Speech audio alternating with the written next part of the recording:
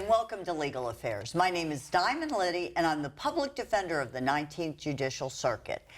And we are kind of ending the summer with a wonderful program with Valerie Richards. Welcome, Valerie. Thank you.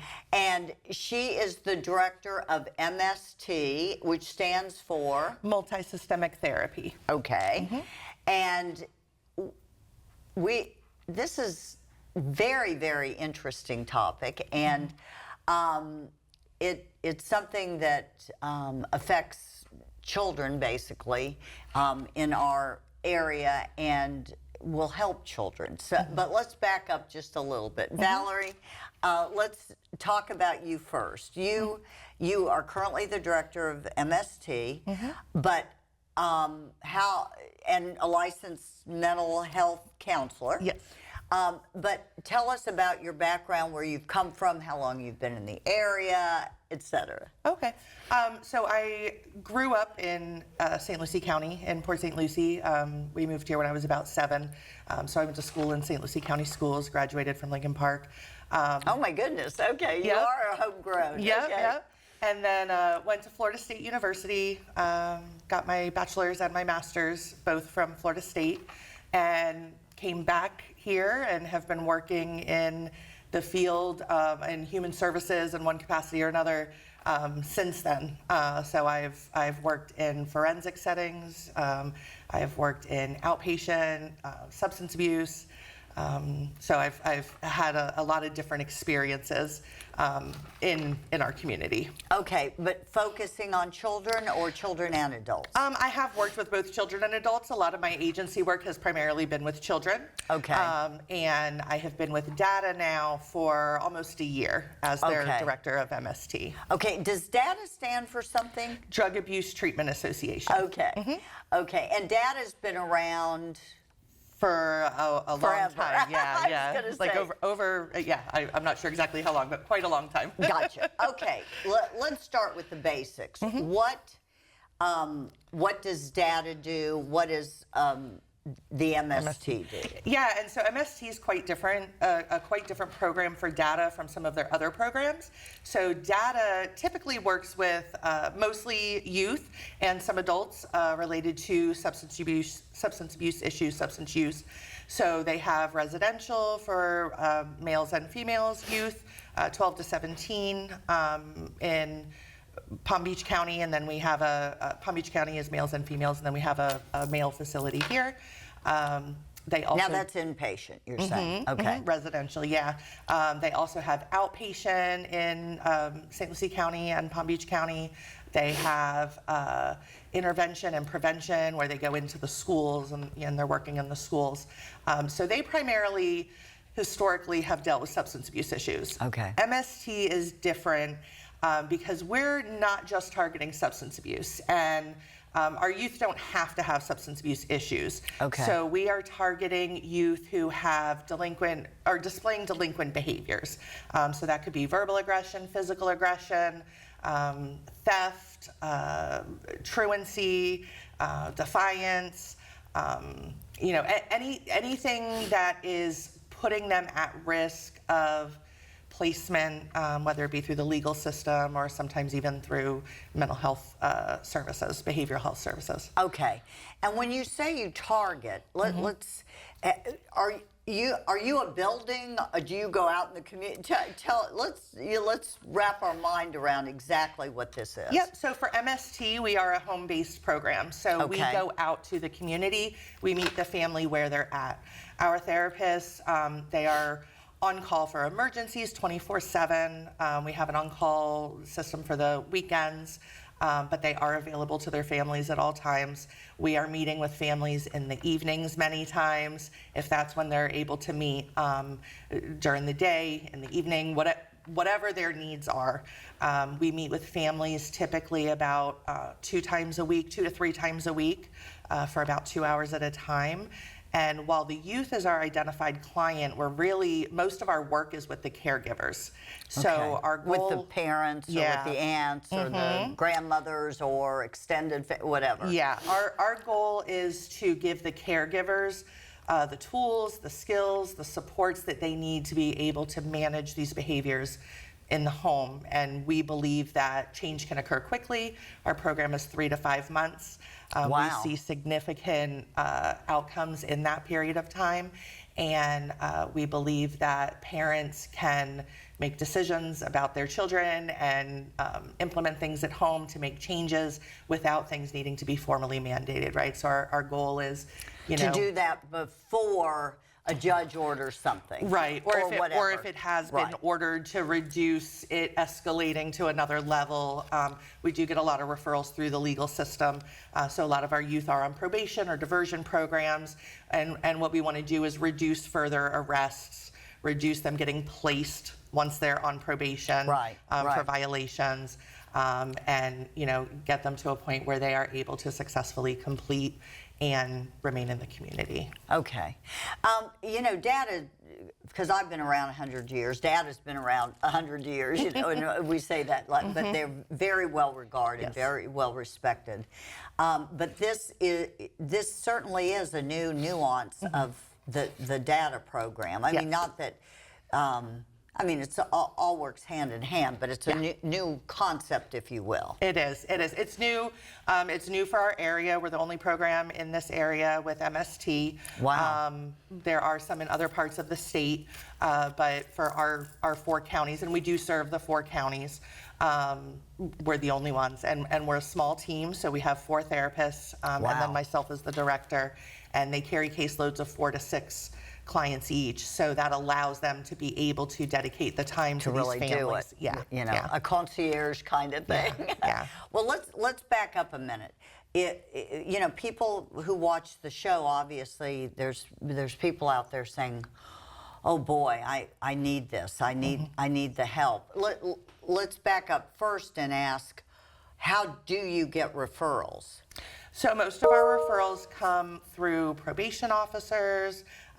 It can come through, anybody in the legal system can do a Right, referral. right. Through the schools. A lot of times we get them through schools, through DCF, Communities Connected for Kids, some of the other, other Right, agencies, other mental health agencies. If they're finding, say they're doing outpatient treatment somewhere and their, medication's not really helping them. Maybe the medication either has stabilized the mental health part, but behavior still persists. Right. Or mental health is not really what's driving the behavioral Gotcha. issues. Gotcha. And it's kind of more than what they're able to manage, within, because they're working with the kids one-on-one, right? So then they'll sometimes do a referral to us, and they can participate in our program while they're getting individual therapy also, so it's not a duplication of services. Oh, I gotcha. Because we are primarily working with the family, and it's not direct one-on-one with the kid. Well, the first thing that comes to my mind is there's such a need. What's the criteria, if you will, to qualify for this? And you got to be turning people away. We do sometimes have to decline referrals. Typically, if we have to decline, it's because they're out of our age range, which is 12 to 17. Right. On occasion, we can accept them at 11. It's kind of a case-by-case basis, depending on developmentally where they're at and what's going on with them behaviorally. But we have had success. The earlier we can get in, the better, right? So when we're able to get them at like 12, 13, 14, sometimes that's a bit easier and you see a little quicker progress than you do once they're like 16, 17. But we take 12 to 17. We have great outcomes with that age group. In order to qualify, so they have to be displaying behavioral concerns. So like I said, kind of like physical aggression, verbal aggression, truancy, delinquent behaviors, things that put them at risk of arrest. Okay, but not necessarily already arrested. Nope. Those who They can be at are risk. right on the cusp. Okay. Yep. Okay. They can have substance abuse issues. Okay. So if that's a behavior, we're typically looking for more than one behavioral issue. So we would want to see the substance use with another behavior, which typically there are. Right. If mental health is the primary and the mental health piece is not stabilized, we wouldn't take them into the program, right? So if they are kind of actively suicidal, actively homicidal, if they have severe mental illness that, say for example, physical aggression is the result of manic episodes versus physical aggression is not being happy with consequences and I'm trying to get my way, right? So because what we're doing is we're putting behavioral interventions in place. So we're focusing on the youth whose physical aggression, things like that, are driven by behaviors. I got you. Okay. But aren't you, Valerie, aren't you turning away people? I mean, I would think the need would be so great, or I mean, we do sometimes. Thankfully, because our program is 3 to 5 months. Okay. We frequently. I gotcha. We're frequently accepting new clients. So that's kind of a nice aspect of it that we kind of always have openings coming up. Somebody is getting ready to close a client, and so then we're able to bring someone in. So that is a nice piece of it. Okay, so if a parent is watching and they say, "This is for me," who do they call? Where do they go? What do they do? So they can talk to their school guidance counselor, social worker through the school, through the district. Okay. The schools are very familiar with our program. We've done a lot of outreach letting them know that we're here also. If the youth is on probation, they can go through a probation officer. If they have a caseworker, other mental health services, they can go through one of those services. And and if they're not sure and they want to give me a call, I do all the screenings. I screen all of the referrals. I'm the one initially who goes out and meets with all of the families and explains MST to them. So I'm always happy for the community and families to staff any case with them and screen it and see if it would be appropriate. And they call you where? They can call me at DATA, and the phone number is 772-446-3180. Okay. We have a home-based location out here in St. Lucie West. And if they just Google DATA, the number, and ask for Valerie Richards. Yep. Okay. Who pays for this? So we do accept Medicaid. If they have Medicaid, if they do not have Medicaid, we do currently have a grant. So all services are covered, thanks to Southeast Florida Behavioral Health Network. Thanks to them for so many things. Yeah. So we have full funding right now, which is a wonderful thing. So we have a lot of families that are able to access the service that otherwise might not be able to. Okay, but of course, if they have insurance or whatever, that's even better. And we'll get that information. If we're able to bill their insurance, we will. If not, we have funding. Okay. And if they need assistance getting Medicaid, if they don't have insurance at all, we can also try to assist them with that process. Okay.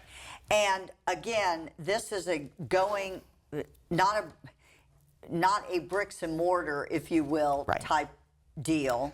The MST concept particularly. It's going into the home and doing what you do the best. Yes, ma'am. In the homes, in the communities. So we will often also attend school meetings with families. So our first focus is in the home, right? We want to stabilize the behaviors in the home. We want to get the parents on board with working on communication skills, de-escalation skills, behavioral interventions, but we also can go with them to court. We can go with them to meet with their probation officer. We can go with them to school meetings if they have an IEP meeting. A lot of times we recognize that once youth is in our program, maybe they have needs in the school setting that aren't being met. Right. And so we'll accompany them to a meeting and we'll advocate on their behalf. We're there to support and cheerlead and help and guide families in having things in place that they need for the children. MST, because that's our focus today, has been in existence over 30 years, and it's a worldwide program. Here on the Treasure Coast, it's January will be 2 years, so it's a fairly new program. But MST as a whole has been around for quite a long time. I'm glad we're finally seeing it here. How successful is it? It has very, very good outcomes. It is an evidence-based program. Okay. It includes a lot of supervision. And I, as a supervisor, am also on call 24/7 along with the Wow. therapist. We do weekly individual and group supervision. We have a consultant through MST that also provides us guidance and meets with us about cases. So we have more than one head kind of looking at cases and coming Gotcha. up with ideas. Our success rates, so for our program specifically, our last 6-month period that was kind of looked at, we had 81% of our youth with no new arrests, 88% that were living at home, able to live at home and not go to a program, and 100% that were in school or working. And those, the no new Wow. arrests and the living at home has increased even since that data. I think currently the no new arrests were at 100% for our Whoa. cases. So we have pretty good outcomes, and that's across the board with MST. And it's because of the model that we follow and the supervision and support that the therapists have, and the intensive work we're doing with the families. Well, let's talk about that. What sets MST apart from others? What is the uniqueness of that? I think the fact that we are really working hand in hand with the caregivers on making changes in the home. So a lot of services, and it's how the system is set up, and individual therapy is usually working with the youth, and sometimes that may involve the parents. In this case, when we go out, we primarily want to work with the parents. Sometimes the youth is involved, and we're also, if they have individual services, we're communicating with them. So we're all on the same page, and we know what each other's working on, and it ties together. But we're working with the parents to make the changes in the home, because we know that even if youth are able to make changes, sometimes there are things at home that need to be adjusted, right? Right, right. How are we communicating to our kids? As a parent, I'm constantly trying to shift, right? How I communicate with my kids and how I'm addressing certain things. And as different issues come up, you might have to adjust. So we're helping families sometimes change some of the, sometimes there's generational things that have been going on, and it's just how it's always been. And so sometimes we're changing. Let's change how we discipline. Let's change how we're interacting. Let's increase our warmth, our support, and we want consequences. We absolutely believe in consequences, but we also want to make sure that we are having, we have rewards and we have positive interactions with the kids, right? We want to change how they communicate. So, is it safe to say that again, even from the first meeting, you're not introducing yourself to the child as much as to the parent? Mm-hmm.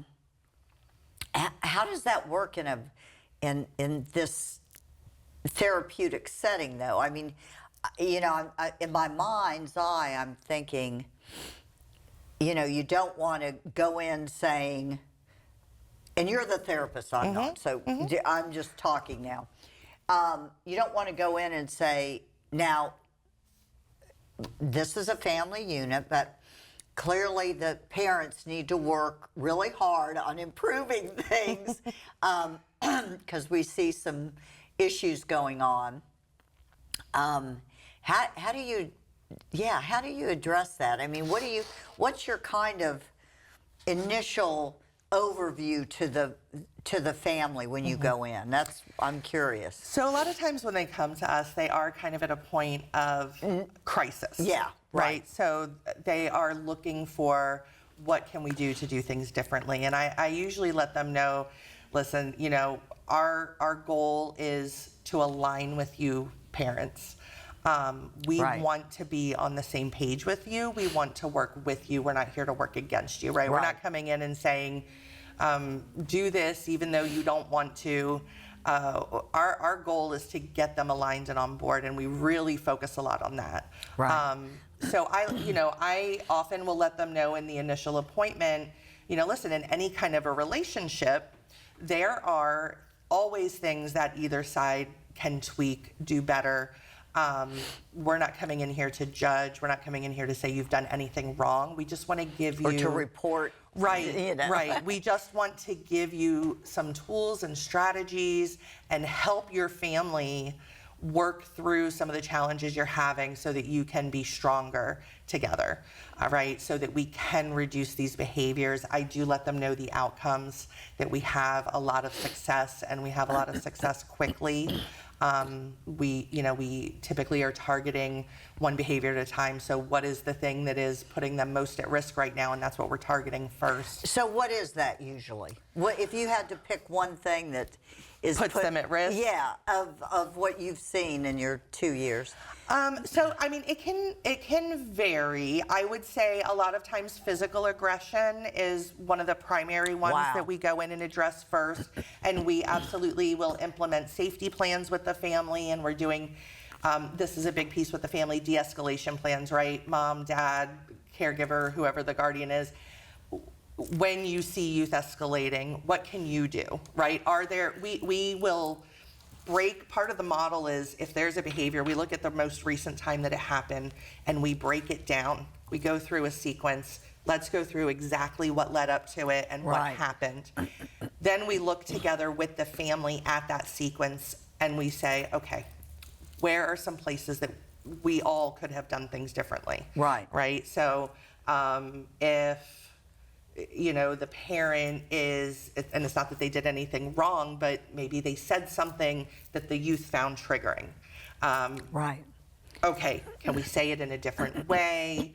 Can we say it later? Sometimes we might need to exit and wait and come back to it, or sometimes we might just need to approach it in a different way. So we also do a lot of role playing with the parents, and we say, okay, let's act out this situation and Right. let's say this is happening. It bothered you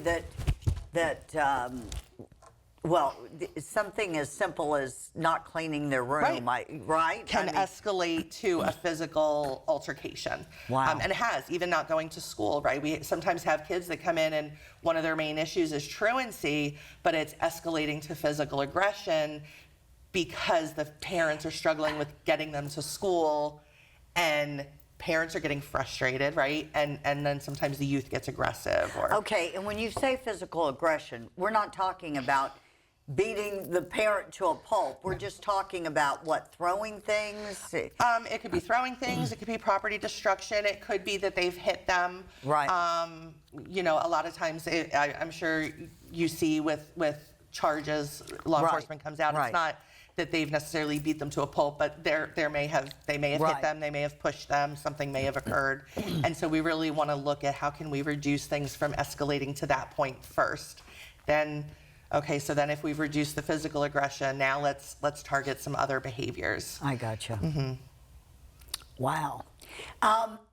You mentioned more than once that you usually your program, if you will, is up to what, 5 months, 7 months? 5 months. Okay, but it's usually resolved more quickly. It can be. So we do have, in my experience, when there's fewer behaviors, maybe we only have 2 or 3 behaviors. Right. And here's the biggest piece: when the parents are engaged in the sessions, right? They're keeping the appointments. They're following through with recommendations, right? So we've identified this plan. We've practiced how to do it. Well, how could they not be, Valerie? I mean, unless they're court ordered to do this, aren't they the catalyst to bring you in? But there are times when they aren't engaged? Or one life, maybe isn't, yeah. One maybe, and sometimes life happens and they get distracted, right? Right, okay. Maybe there's a job change or different things, and we try to work with them as much as possible Now, on that. do you always come during the day, night, weekends? When they're available. Okay, so if both parents are working, you're you're there on nights and weekends. Yep. Wow. Yep. Yeah. Even the intakes, I'll go. I have one this evening where I'm going out to do an intake this evening so that I can meet with the family for the intake, and I'm going to their home because they work and they work late. And each session usually, is it vary how long the sessions last? Typically up to about 2 hours. Okay. That's about the max for attention span and all of that. Yeah. I have seen some, especially maybe in crisis, where it goes longer, or maybe as short as an hour and a half. That's usually more towards the end when we're in what we call sustainability. At that point, we reduce, that's usually like the last couple of weeks, we reduce to 1 session a week. They have their sustainability plan. They're implementing their sustainability plan. They have everything at that point. Their plan is all of the interventions they've learned and implemented that have been successful over the course of MST. They have a plan at the end that kind of summarizes it all. And they're kind of practicing implementing with us, stepping back a little bit. Right. And then when we close, they have their sustainability plan. They have, where did we start? Where did we end? We break down for them what are all of the things that contributed to the success. That way, hey, if a few months down the road we notice something starting to pick up, okay, well, how did we handle that before? What were the things that worked? Let's go back to that. Okay. Have you ever had someone, a family call after you've said, you've graduated, you're on your own, you got your sustainability plan, everything's good. Have you had them call and say, oh, we need a refresher, or we need you? Okay, how often does that happen? Not all the time. Once in a while it does, and usually they have the tools and skills, and it's really just the therapist saying, okay, let's go. Reminder, like let's. Okay. Yeah, and our therapists are very good at that. So it's not necessarily an official session or we're reopening, but it's, hey, these are the things you were doing. Are you still doing them? Yeah. Sometimes, yeah. So they just kind of remind them, like, hey, let's go back to the sustainability plan. What were you doing? What was working? All right, let's get back to that. And just, our therapists are also cheerleaders for our parents. Right. Yeah. Well, and I'm sure they're available just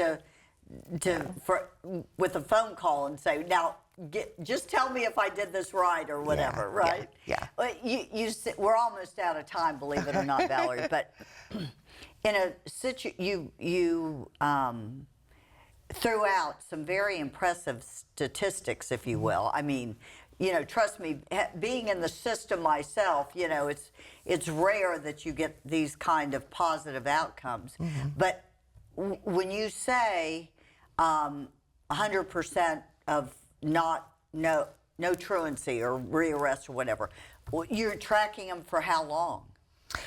So that's during the course of MST, those specific numbers. During yeah. Okay. MST as a whole, I think they're looking. We don't have a lot of data yet on our program, right? Because it's so new. Because it's fairly new, long term. But yeah, my understanding is MST as a whole, long term, they sustain as long as the family sustains the changes that they've implemented. We'll see those reduced. Yeah, it works. Yeah, the family buy-in is the big piece. Wow. Yeah. Well, we are. We just have a few seconds. Okay.